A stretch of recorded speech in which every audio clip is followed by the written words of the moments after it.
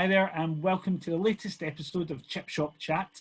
I'm Stephen Lepitak, Executive Editor of The Drum, and I will be talking to some of the nominees, congratulations guys, from this year's Chip Shop Awards about the work that they've entered and just get a bit of background as to where the idea came from. The Chip Shop Awards are the creative awards with no rules and no boundaries, so that the industry is able to explore some of the ideas for clients that they perhaps don't have. So let me ask my guests to introduce themselves. Martin, could you start? Yeah, sure. I'm Martin. I'm art director at Phantom. And we entered the work for Over Energy called Positive Energy. And the concept is a long copy ad, which basically functions as a love letter for little moments in our life we all enjoy. And the goal was to get people to think differently about energy. Normally, we think it's kind of an expense rather than a service which enables great experiences. For example, if you go to the supermarket, you can grab the soft drink you're going to buy, right? And if you turn on Netflix, your favorite show appears, but with electricity, it's a bit tricky. It's not really tangible. And when you think about electricity, it's usually in the circumstances of bills, and kind of we wanted to change that. And our approach basically lists all those heartwarming and sometimes nostalgic moments where electricity enables us those lovely moments, and get our audience to think about energy in a new way and a more positive way. And then as the copywriter can probably talk about it more in detail. So we did this long copy ad. We did something which we didn't want to have it read on a screen, so it was like removed from electricity, but it was kind of about electricity. We wanted to find something that was relatable, like a relatable benefit of energy, and something which, because we found like advertising around this subject is sometimes quite cold and mechanical. We thought maybe if we gave it a bit of warmth, and then we thought we'll get like a collection of these sweet moments. Some are kind of we made up, and some are our own, and some of we got from people in the office, and we sort of wrote them, strung them together, and made them part of the ad. Well, I was wondering that as well. Why choose an energy client? Is this something you guys work on quite often, or was it you found the brand and thought here's an idea for it? Dan, why did you choose this sector? We thought we could inject a bit of life into it. You know, we think sometimes it's quite cold, but like everybody uses it all the time. You know, we thought we wanted to do something that was like a little bit challenging as well, because we don't think it's like the easiest thing to sell. Usually it's a bill really, you know, so let's try and make it like a bit more, inject a bit of life into it, I guess. Yeah. And also we're big fans of energy. We use energy every day. You're using it now.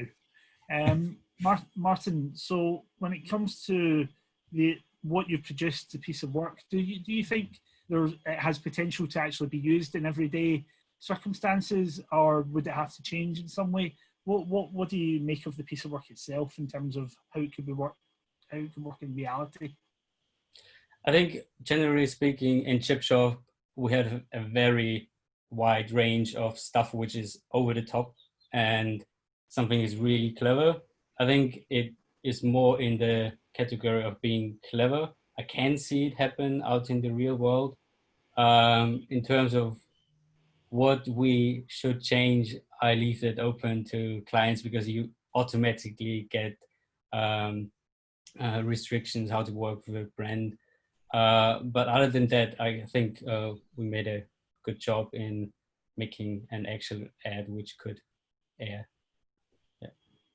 Well, one of the things I really enjoyed about it, I think it looks great, but also the copy is terrific. Dan, can you maybe give me a bit of insight as to how you wrote it? I mean, what was the process that you went through in terms of coming up with it? That's nice of you to say. It was meant to feel kind of both like specific, but also kind of universal in a weird way. So we did like little interviews with people in our office and got their input, and kind of the way we did it was like we had people try and remember things which at the moment they may not have been so memorable. And very often that involved some appliance or other. And from that, we made like a little story out of each.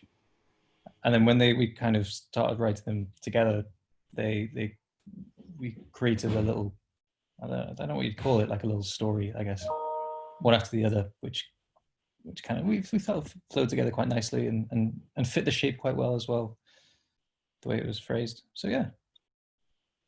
Yeah, I think altogether it's just a really nice piece of work. Now, I will say up front, I do not know the winners this year, so I can't tell you whether or not it's won or not. So don't get your hopes too high just in case.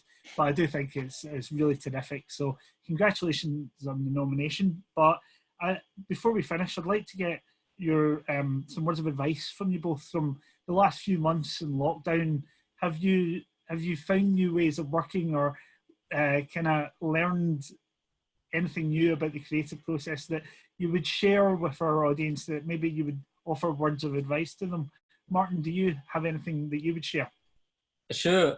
So from personal experience, there are quite obvious tips that you have to be really active in terms of working with people. So you can't just go over to the next desk and ask your employee. It's not really possible. You have to be really active on that side. But on a more personal note, what I experienced is you should also know when to stop.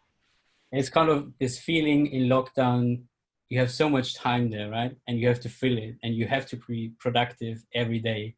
And then you sometimes forget, especially on weekends and long nights, that you should just take off your time. And starting personal project is amazing, and you should do this even before lockdown. But in a situation like that, it can become tricky because you should do normal stuff as well. So don't feel bad if you are not productive 100% all the time. It's good to hear that. And Dan, what about yourself? Yeah, I would say remember to brush your teeth, get dressed, pull your socks up. Don't work in your bed.